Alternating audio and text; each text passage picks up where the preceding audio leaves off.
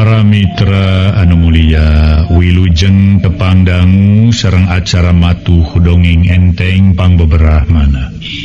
Mang Jaya sapara kanca bade neraskeun hanca dongeng nu katunda carios nyambung judulna Panji Wanara.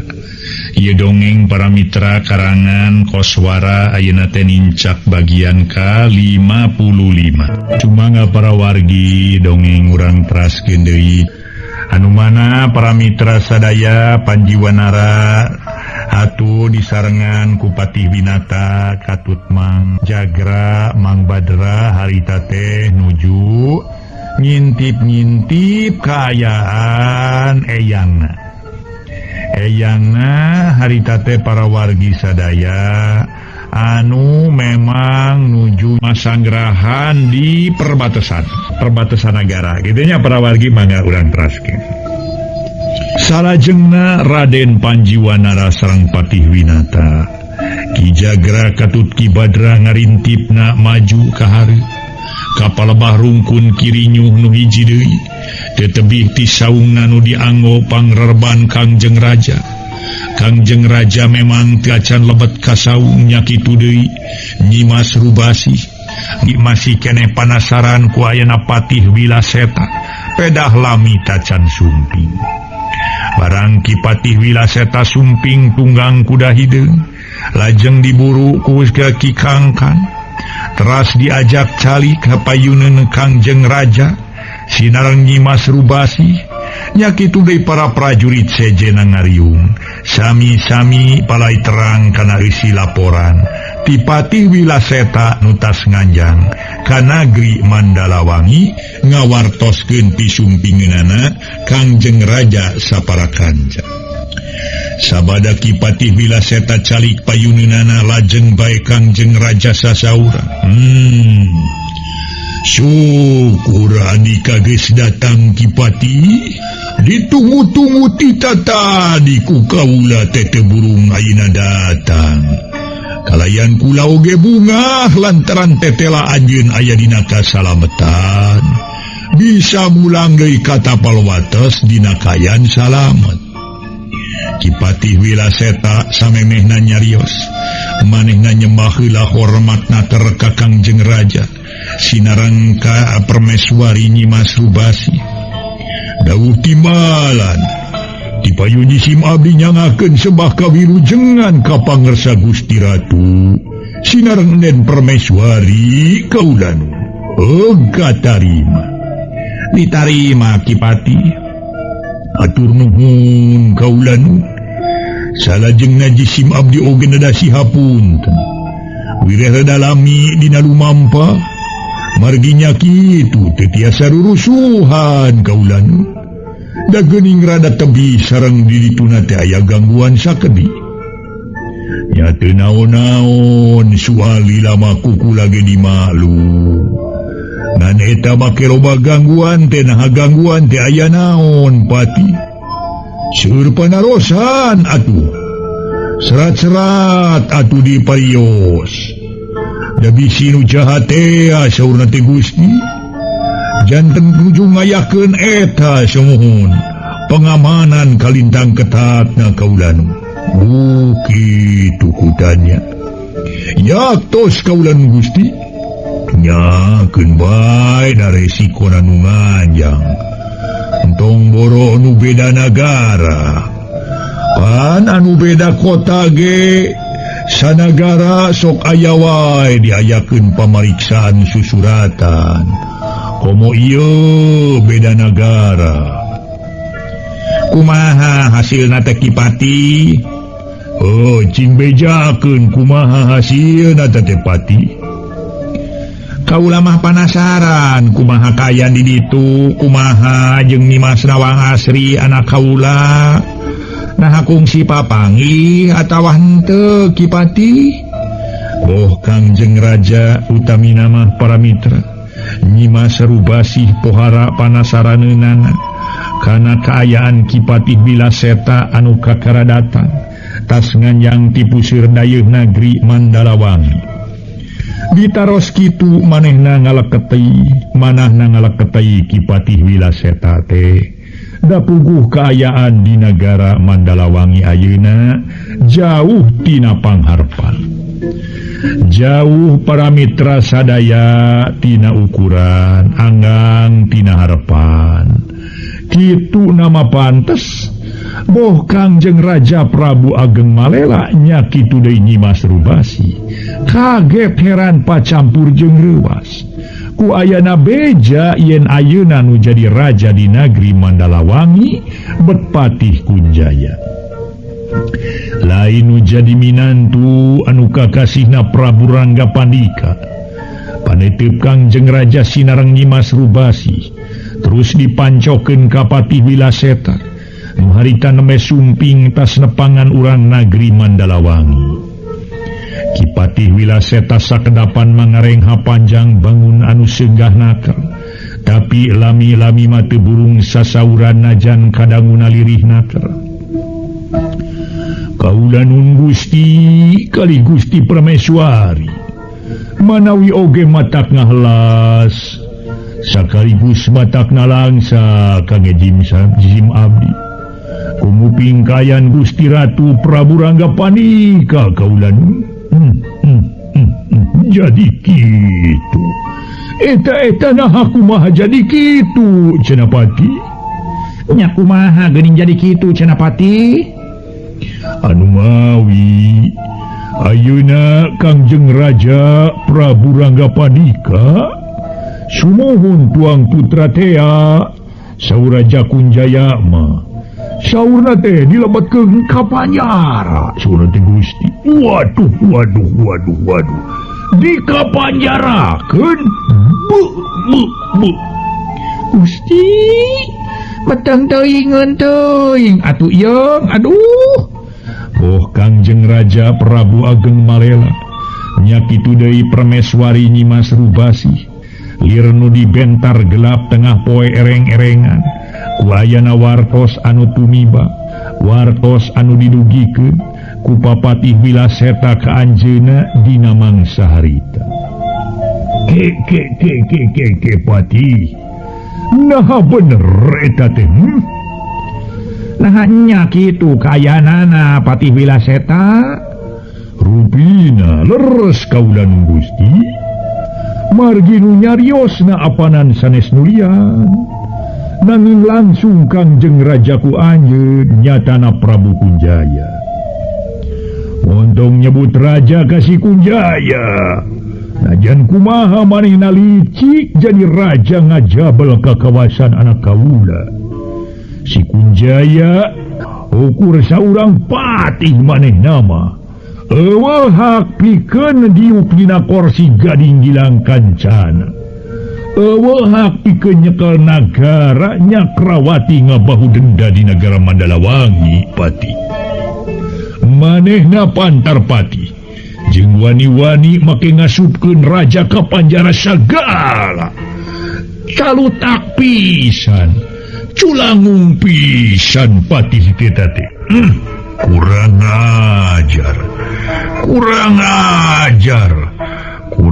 ajar sia Kunjaya. Telepat deui si Kunjaya ukur papatih kaula nun. Nu pantes mah disebat raja mah nya anak kaula Raja Agung Prabu Rangga Pandika. Ulah saruana maneh Wilaseta nu pas jadi raja mah minantu kaula heueuh salakina Nawang Asiri bising teh nyaho mah hatur punten kaula nun mugi teu janten bendu teu janten rengat manah kaula nun ieu mah mung sakadar laporan di jim abdi perkawis karajaan atarpi nagara Mandalawangi teh kitu kaayanana Gusti. Janten ieu mah mung sakadar laporan sanes berarti jisim abdi parantos ngangken yen Kunjaya jadi raja di ditu. Namung anjeunna ngangken ku anjeun janten narpati di negeri Mandalawangi, janten raja di negeri Nambalawangi. Malah wartos nama hoyong ngamah ka nagari Sejen, hoyong ngawasa ka negeri Sejen. Malah anjeunna teh wartos nama hoyong ngeboga titel maharaja kaula nu. Kurang kurang ajar.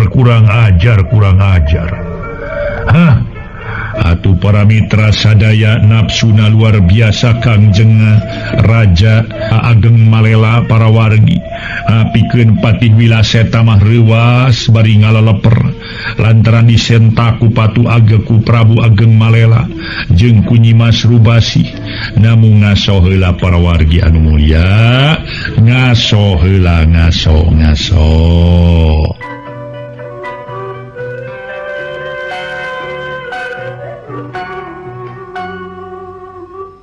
Kangjeng Raja Prabu Ageng Malela harita teh para mitra cumarios karunya teuing Raden Rangga Panika oge Nyimas Nawang Asri nepi ka ngalaman di panjara sagala. Bari jeung nu manyarana teh lain nu sejen tapi papatihna sorangan si Kunjaya. Jalma saraka, aduh. Sumuhun Kakang, aya kituna si Kunjaya teh. Nganeta kumaha kayanana kaula teh? Wilaseta? Nya. Kumaha kaya Nyi Mas Nawang Asri mangsa ayeuna Kipati? Nyi Mas Rubasi sareng Kangjeng Raja Ageng Malela langsung naroskeun kana kaya Nyi Mas Nawang Asri disarengan kumanahna nu gegebegan sareng ngaraos melang anu taya papadana. Eta oge kujisim abdi teh kantena ditaroskeun kaula nun mungduh nyaeta. Kumaha gitu? Kumaha cenah kaayaan anak kaula teh Wilaseta? Kumaha jawaban si Kunjaya teh? Waya kaitanana jeung Nyi Mas Nawang Asri teh Wilaseta? Kapanasaran Kangjeng Raja sareng prameswari para mitra perkara Nyi Mas Nawang Asri. Harita teh memang tos sedugi kana puncakna ayeuna bari manahna nya ngaraos melangeunana. Kipati Wilaseta manehna geus ngarengha panjang deui bari bangun nu nya ngaraos seunggah. Kituna teh bari sareng lalaunan ngawalon dina kaayan semu nu dumareuda. Numawi Patih Kunjaya teh teu nyebatkeun di mana-na kaula nun Gusti. Sareng kumaha na kaayan Nawang Asri kaula nun. Ukur nyebutkeun teu perlu nyaho kitu kaula nun. Kasauran Patih Kunjaya teh, waduh, nepi ka kituna. Ampun deui. Aduh kumaha atuh. Gusti kayan hidup tehnya ya ibu anaking. Malah para mitra Nyi Mas Rubasi langsung ngagaur nangis. Ras emut kana kayan ingkang putra. Kumaha tuh kayan anak urang teh Kakang Prabu? Rayi mah melangsa lempang sieun cilaka kaula nun. Dua pandangan Nyi Mas Rubasi dianggo nungkupan raraina. Bari taya reureuhna nangis ka nyerianaker. Kurang ajar wani-wani ngungap campelak eta si Patih Kunjaya. Kangjeng Raja Ageng Malela dugi ka kekerot waosna bakat tingkunya ngaraos keheul sareng bendu nu taya papadana. Nyata lain antepeun kaya kieu masih kasebelan teh. Si Kunjaya kudu dipodaran. Manehna ulah sina hirup manjang lantaran kanyataan pohara jahatna, pohara kejemna. Kejem luar biasa kejemna ta si Kunjaya. Kurang ajar. Ni teteh nyerang sampean sagala rupa bakat tingkunyanya ngaraos keheuleunan Kangjeng Raja Ageng Malela kana sikap jeung tindakan Patih Kunjaya nu geus kumawasa di negeri Mandalawangi. Ge Kangjeng Raja calik dina catang payuneun saunga pangreurehanana bari rumahuh panjang sababaraha kali taya nu ngaganggu kalabat oge Patih Wilaseta lintang tingareluk tungkul we dasieun namihan bendu kana kaayaan Kangjeng Raja nu ayeuna nuju ngalaman gering batin anu pohara parnana. Bruk nyuuh kana lahunan Kangjeng Raja Nyimas Rubasih teh harita bari teras midangdam bakat ku kanyerian nyarios pegat-pegat di selangku nangis nu taya reureuh. Aduh Kakang kedah kumaha atuh tinakan urang ayeuna teh Kakang. Aduh ulah diantep Kakang melang atuh kasih Nyai sareng hawatos kaminantu urang nu dipanyara Kakang. Duh Kakang Prabu sing sobar heula geulis lantaran ieu kayan estu mibutuh pamikiran nu mateng. Najannya urang melang kanu jadi anak karunya kanu jadi minantu jeung lebar ku kaayaan nagara anu dikawasa ku jalma dolim, tapi urang teu bisa gagabah kitu bae Nyimas. Pokna Kangjeng Raja dumareuda bari setengah anu ngabebenjokeun kanu jadi pamajikan. Nanging ulah diantep Kakang bilih tambah parna kaayaanana kaula nun. Ih kana tangtu atuh cing calik heula Nyai. Sumangga Kakang. Nyimas Rubasih gek calik gedengeun Kangjeng Raja. Ngaso heula para wargi, ngaso heula, ngaso heula, ngaso.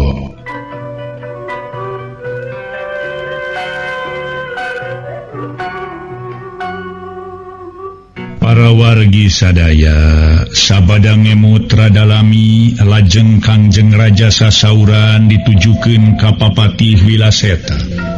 Patih Wilaseta daud timbalan kaula nu lain antepeun euy kaayaan si Kunjaya nu minculak kitu teh lain antepeun. Manehna kudu diwarah malahan madipaehan ge pantes keur jalma tukang reremut kakawasaan saperti kitu Makipati. Yaktos kaula nu malihan mah maksad urang kawitna ge bade nganyang nepangan ka Kangjeng Raja Prabu Ranggapandika sareng ngalayad kaden nawang asri. Kedah dirogih nyaeta bade ngarurugan urang ngajak Bitotama sareng Pati Kunjaya kaula nu. Kukituna urang prayogi namihan prajurit kaula nu Gusti. Pokna Ki Patih Wilaseta bari ngasongkeun usul. Memang nya kudu namahan balad geusan ngarurugan ka si Kunjaya. Lantaran itu maloba sanagara sakurangna oge.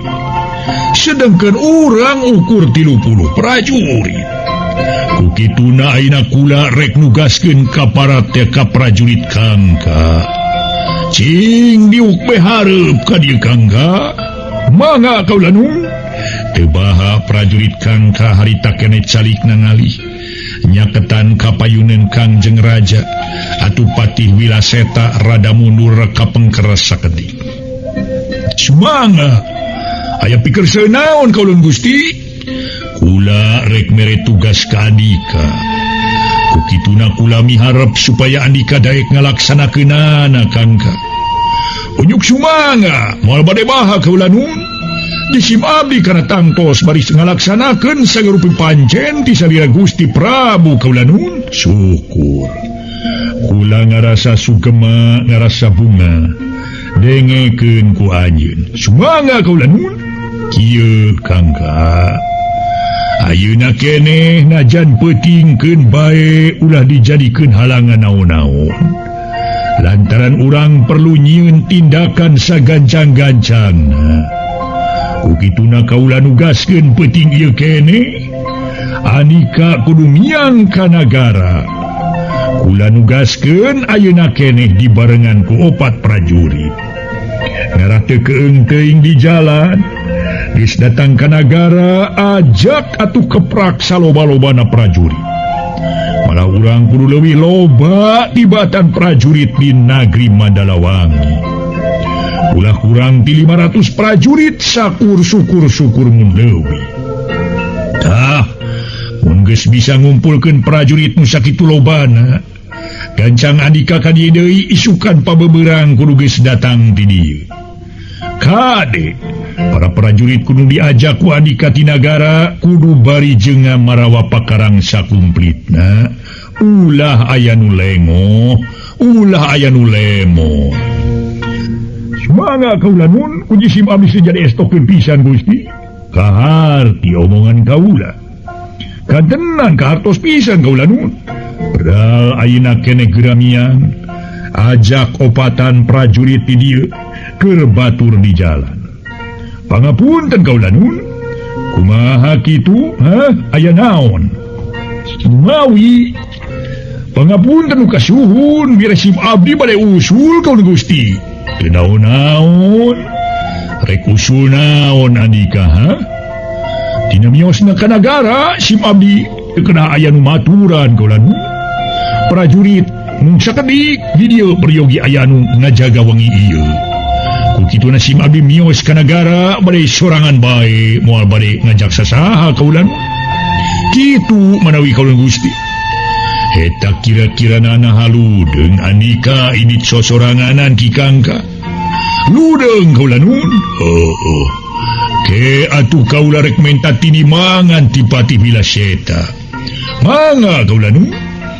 Kangjeng Raja Ageng Marela satrasna mancokeun paneteupna ka Patih Wilaseta kalayan pok anjeunna sasaura. Ki Patih, kaula Gusti.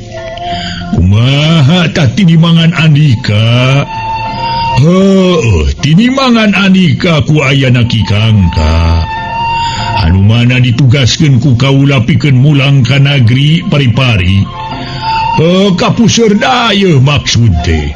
Da di dieu ge masih keneh nagri keneh Paripari lantaran urang teh aya di tapel wates ngan kabawahan ka nagri urang. Ki Kangka ku kaula dititah miang ka puseur daya. Nyaeta ka nagara pikeun ngeprak wadya balad saloba-lobana. Tapi usul ti manehanana cenah. Iditna ka nagri ka Paripari trek sorangan bae cenah. Jeung mung dibaturan teh. Cing kumaha tinimangan anjeun Patih Wilaseta. Saur Kangjeng Raja Cumarios Daryanaker. Ngaso heula para wargi, ngaso heula.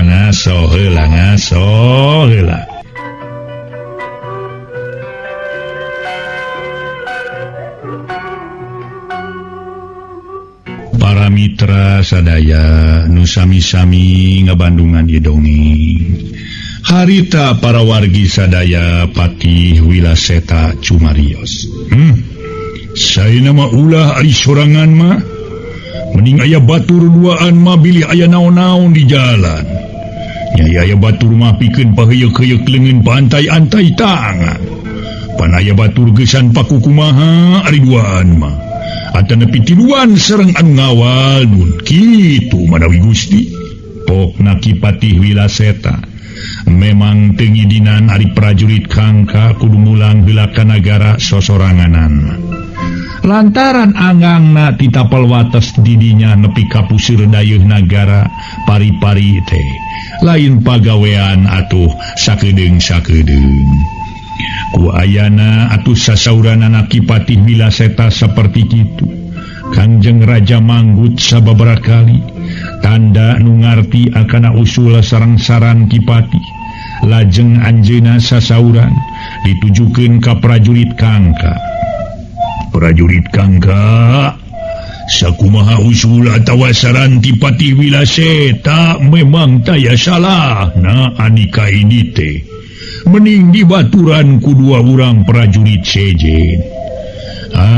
Ngarah aya batur ngobrol. Ngarah aya batur paku kumaha di jalan Ki Kangka. Kumaha rek nurut apa moal. Kana eta usulan, kana eta saran ti Patih teh. Ti Patih Wilaseta nu bieu ku Andika ge meureun ka Bandungan usul-usulna. waktu nase